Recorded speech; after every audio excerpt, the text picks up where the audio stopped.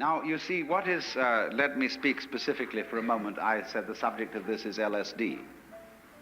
LSD is one such chemical that does produce this curious effect of making you aware of the polarity of things. It does lots of other things. It does lots of rather unessential and trivial things. And these, of course, in all the publicity in the various national magazines about LSD, get thoroughly emphasized. In other words, when somebody says something's real psychedelic, they mean bizarre.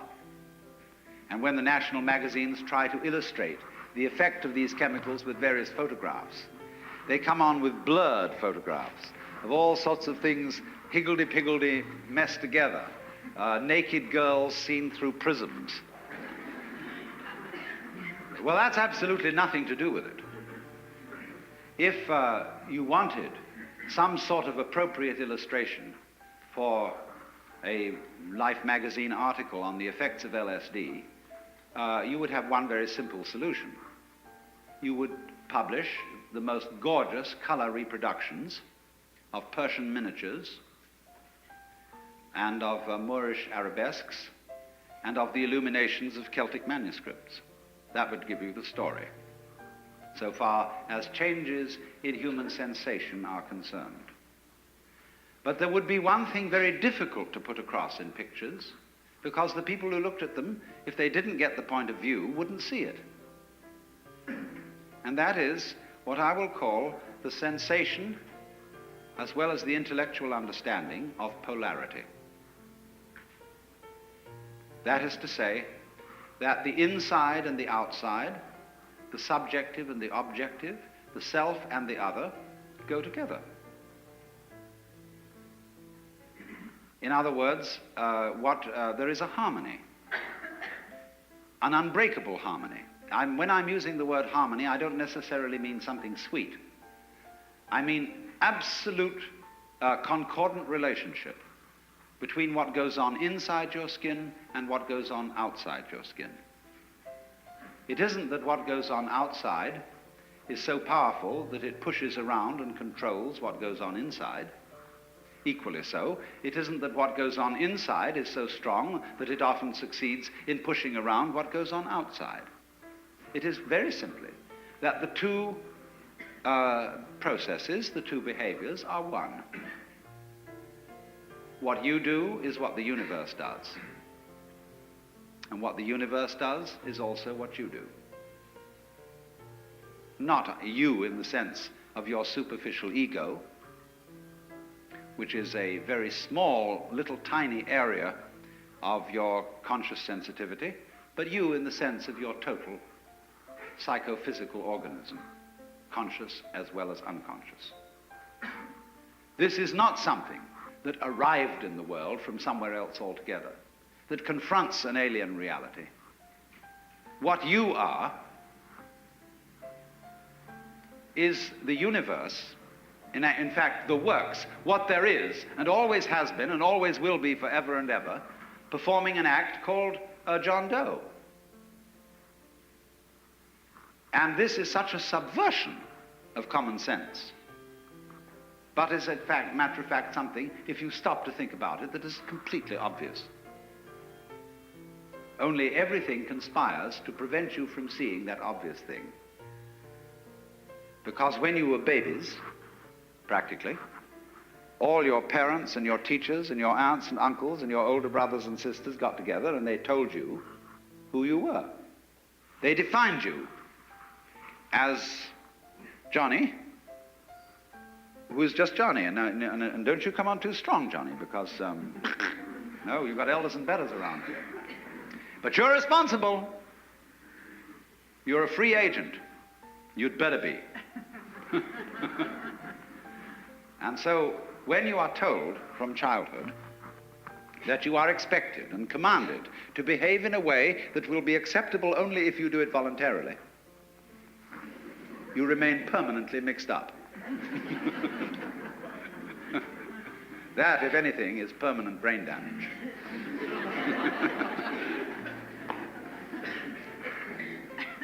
But that's the idea, you see, because that's the game we're playing.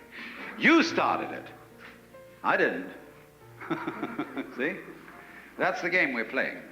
And we can make all kinds of complexities out of that, and really, in a way, have enormous fun. But once anybody sees through that, well, we're frightened. Once you get this sense of polarity, of your inside being the same process as your outside, and your ego being one and the same process as the whole universe going on, then we're afraid that people may say, well, good equals bad, and we can do anything we like, and we needn't in any way be further subject to the ordinary rules of human conduct, and we can wear what clothes we like or no clothes at all. We can have what sexual life we like. We can do anything. And we are going to generally, because the world is being rather oppressive towards us, challenge the whole thing and run amok. And a lot of people are doing just exactly that. So I want to introduce into this whole problem some ancient wisdom. I have really two things to talk about. How cultures, which always did know in some way, or among whom a large number of people always did know this secret, handled it.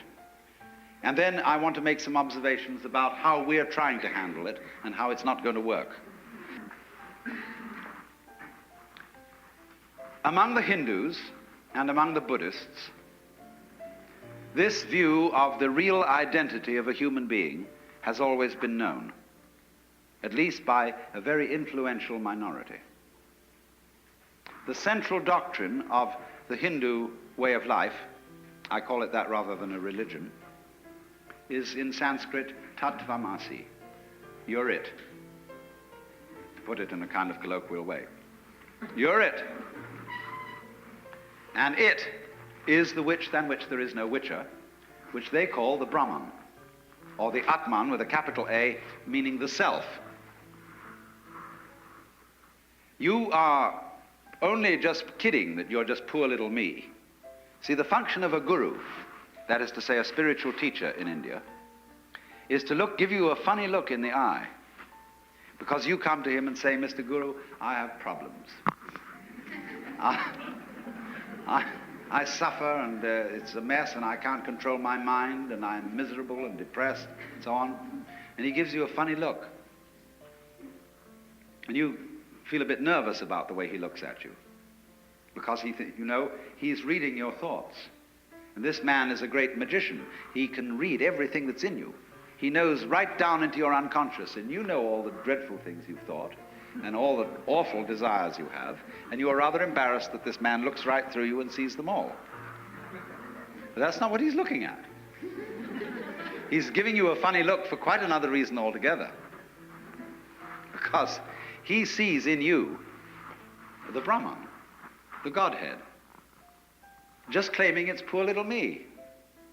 And he's going to eventually, by all sorts of subtle techniques that are called in Sanskrit upaya, that in politics means chicanery, and in spiritual education means skillful pedagogy. He is going to try and kid you back into realizing who you really are. That's why he gives you a funny look. And why he seems to see right through you. As if to say, Shiva, old boy, don't kid me. I know who you are, but you're coming on beautifully in this act that you're somebody else altogether. And I congratulate you, you're doing a wonderful job playing this part, which you call the person, my person. You know, a person is a fake. The word means a mask. So if you read books on how to be a real person, you're reading books on how to be a genuine fake. The word persona, as you know, means a mask worn in Greco-Roman drama. So if you come on to the Guru and say, well, he asks you who you are, Sri Ramana Maharshi, when anybody came to him and they said to him, as people do, who was I in my last incarnation?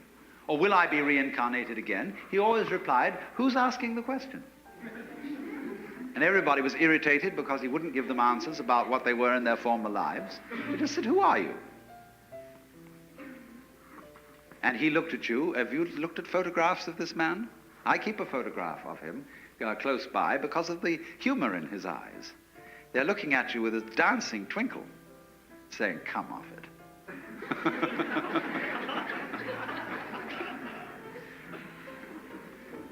Now then, in these Asiatic traditions, it is well recognized that people who get the knowledge that you're it may very well run amok. And therefore they always couple any method of gaining this, whether it is yoga, whether it is smoking something or drinking something or whatever is the method, they always couple it with a discipline. Now I know the word discipline isn't very popular these days, and I would like to have a new word for it, because most people who teach disciplines don't teach them very well.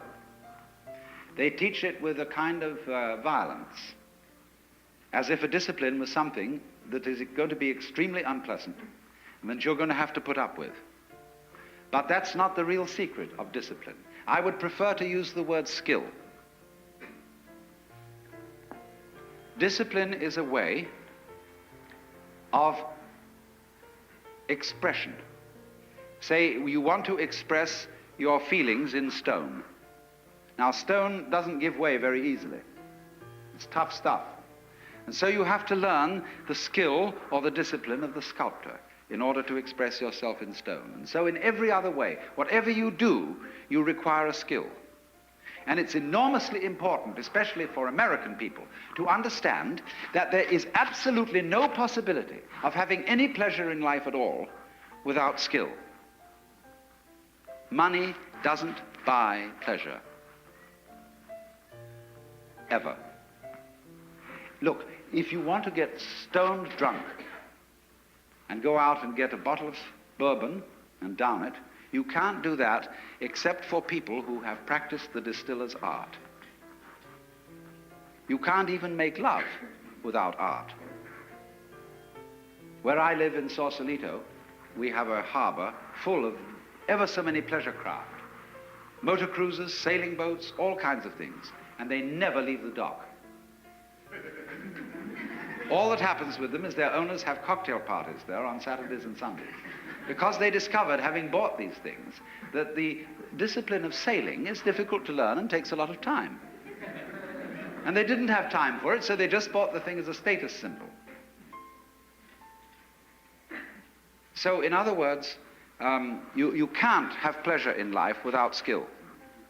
But it isn't an unpleasant task to learn a skill if the teacher, in the first place, gets you fascinated with it. There is immense pleasure in learning how to do anything skillfully.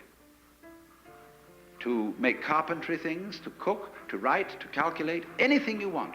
It can be immensely pleasurable to learn the discipline. And it is completely indispensable. Because look, you may be a very inspired musician. I'm not a musical technologist, you see, and I regret it, but I'm a word technologist. But I can hear in my head all kinds of symphonies and all kinds of marvelous compositions, but I don't have the technique to write them down on paper and share them with somebody else. Too bad. Maybe next time around.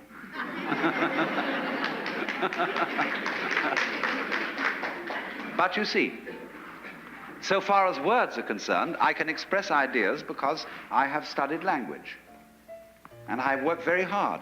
Not that I didn't like it, I intensely enjoy the work of writing a book, although it is difficult. But it's fascinating to say what can never possibly be said. So, you see what's happening. What you have to do, you have inspiration, but then you have to have technique to incarnate, to express your inspiration. That is to say, to bring heaven down to earth and to express heaven in terms of earth. Of course, they are really one behind the scenes, but there's no way of pointing it out unless you do something skillful. You see, we are all, at the moment, absolutely in the midst of the beatific vision. We are all one with the divine, or some, I don't like that sort of wishy-washy language, but we are all there, But we are so much there that we're like fish in water. They don't know they're in water. Like the birds don't know they're in the air because it's all around them. And in the same way, we don't know what the color of our eyes is. I don't mean whether you've got blue or brown eyes, but the color of the lens of your eye. You call that transparent, no color. See, because you can't see it. But it's basic to being able to see anything. So in order to find out where you are, there has to be some way of drawing attention to it. And that involves skill. Upaya in Sanskrit. Skillful means. So, it's all very well. Anybody can have ecstasy. Anybody, as a matter of fact, can become aware that he is one with the eternal ground of the universe. But since that's what you are anyway, I'm going to ask, so what? When a hero goes on an adventure, and he leaves his people, and is going to a strange land, he can go away and just hide himself round the corner in an obscure house, and then appear a year later and say, I've been on a heroic journey, and tell all sorts of tales. And they say, prove it. Because they expect him to bring back something which nobody has seen before. Then they believe you've been on a journey. So in the same way exactly, anybody who goes on a spiritual journey must bring something back. Because if you just say, oh man, it was a gas. Anyone can say that. Now this is why in the doctrines of Buddhism, there is a differentiation between two kinds of enlightened beings. They are both forms of Buddha, which is to say the word Buddha means somebody who has awakened, who has discovered the secret behind all this. That in other words, all this thing we call life with its frantic concerns is a big act, which you, in your unconscious depths, are deliberately setting up. So you can do one of two things when you discover this. You can become what's called a pratyeka Buddha. That means a private Buddha who doesn't tell anything. Or you can become a bodhisattva. A pratyeka Buddha goes off into his ecstasy and never is seen again. Bodhisattva is one who comes back and appears in the everyday world and plays the game of the everyday world by the rules of the everyday world. But he brings with him upaya. He brings with him some way of showing that he's been on the journey, that he's come back, and he's going to let you in on the secret too. If you'll play it cool and also come back to join in the everyday life of everyday people. Because this is the rule. If the world is dramatic, if the world, as the Hindus say, is a big act put on by the divine self, one of the rules of coming on stage is that you don't come on as yourself. You come on as the part that you're going to play. It's very bad form if an actor always acts the same way. That's what's called a star, as distinct from an actor. A real actor can become anything. And so, but in private life, well, he's just Mr. Jones. But he doesn't come on the stage that way. So in the same way, if you know that behind the scenes, in the depths, fundamentally, you are it, you don't come on that way. It always comes on as something else. That's the rule of the stage. Because without that, there wouldn't be a play. There would only be reality. No illusion. And the whole point of life is illusion. From the word Latin ludere, to play. Showbiz. The show must go on, so don't give it away. But truth has a way of leaking. It gets out. But then the important thing is, you see, when the truth gets out, those who catch hold of it must find a way of staying in contact with what society calls reality.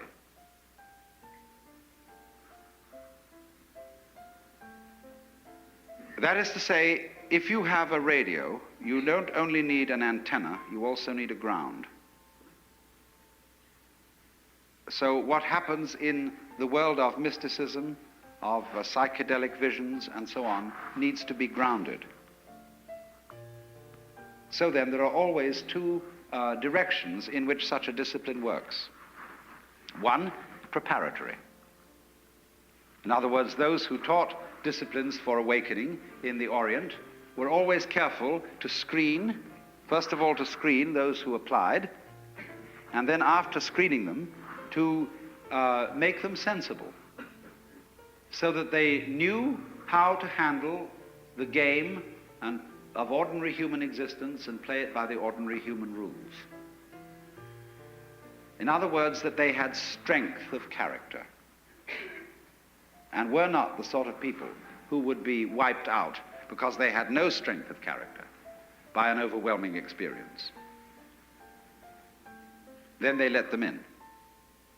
But there are certain disciplines, such as Zen, where you get into the essential secret very early on in the discipline. And after that, they are concerned with much more training in showing you how to use it, how to use the power, to use the vision which you have acquired. And so it is with the current, what we will call LSD scene, that is raging through the United States. It unfortunately lacks discipline. And I'm not trying to say this in a kind of severe, authoritarian, paternalistic way, but only that it would be so much more fun if it had it. In other words, when people try to express what they have seen in this kind of changed state of consciousness, they show 5 movies going on at once, projected upon torn bed sheets, with stroboscopic lights going as fast as possible at the same time, and 11 jazz bands playing. And they're going to blow their minds, baby.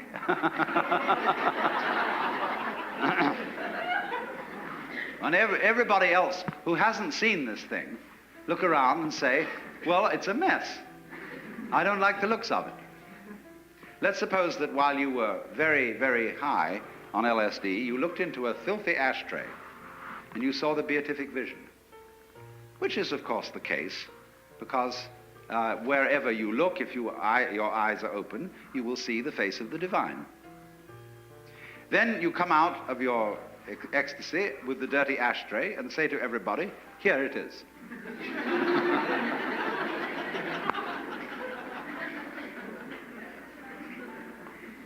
No, there is a possibility, if you are an extraordinarily skillful painter, or even photographer, of presenting the dirty ashtray so that everybody else will see almost what you saw in it. But you will have to have a technique which will translate every grain of ash into a jewel, because that's what you actually saw. But that requires mastery of an art. And I'm afraid people think that all it's necessary to do is just throw out any old thing, because under that transformed state of consciousness, any old thing is the works. But nobody else can see it if they haven't shared that point of view. So then, this becomes, for us in the United States, an extremely important social problem. The cat is out of the bag. We are living in a scientific world where secrets cannot be kept. And anyone, anytime, can pick up something which will short-circuit all the ancient religious techniques, yoga practice, meditation, etc., etc. This is all very embarrassing, but it will happen, not for everybody, but for a lot of people. And they will see what all those sages and Buddhas and yogis and prophets saw in ancient times, and it will be very clear.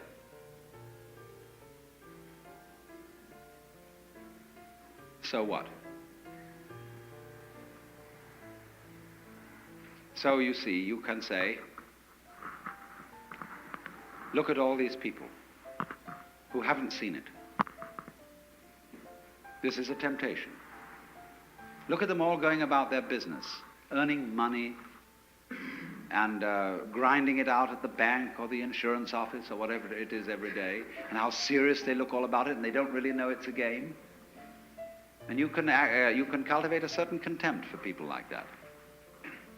But it's very, very bad to do that. Because, of course, don't forget, they have a certain contempt for you. You see, always the nice people in town who live in the best residences, they know that they're nice because there are some people on the other side of the tracks who are not nice. And so at their cocktail parties, they have a lot to say about the people who are not nice because that boosts their collective ego. There would be no other way of doing it. You don't know that you're a law-abiding citizen unless there are some people who aren't. And if it's important to you to congratulate yourself on being law-abiding, you therefore have to have some criminal classes, outside the pale, of course, of your immediate associates. On the other hand, the people who are not nice, they have their parties.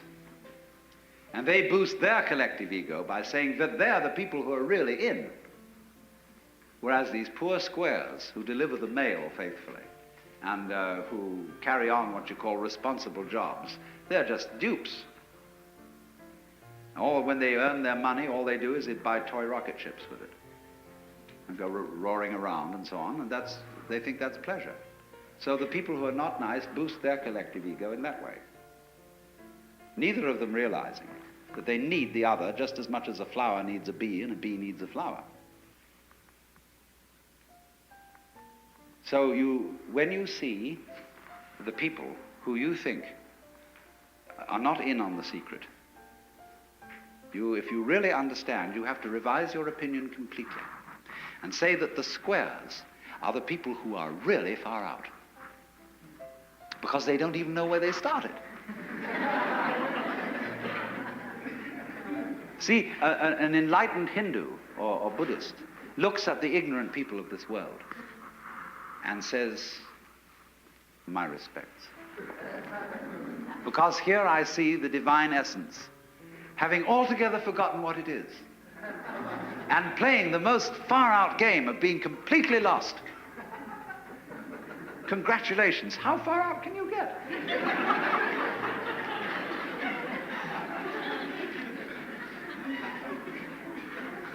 So if you understand that, you don't start a war with people you might say are square. Don't challenge them. Don't bug them. Don't frighten them. The reason is not because they are immature, because they are babies, and you mustn't scare babies. It's nothing to do with that. You mustn't frighten them because they are doing a very far-out act. They are walking on a tightrope, miles up. And they've got to do that balancing act, and if you shout, they may lose their nerve. See, that's what we call the responsible people of the world are doing. It is an act, it's a game, just like the tightrope walker. But it's a risky one, and you can get ulcers from it, and all sorts of troubles. But you must respect it. And say, congratulations on being so far out.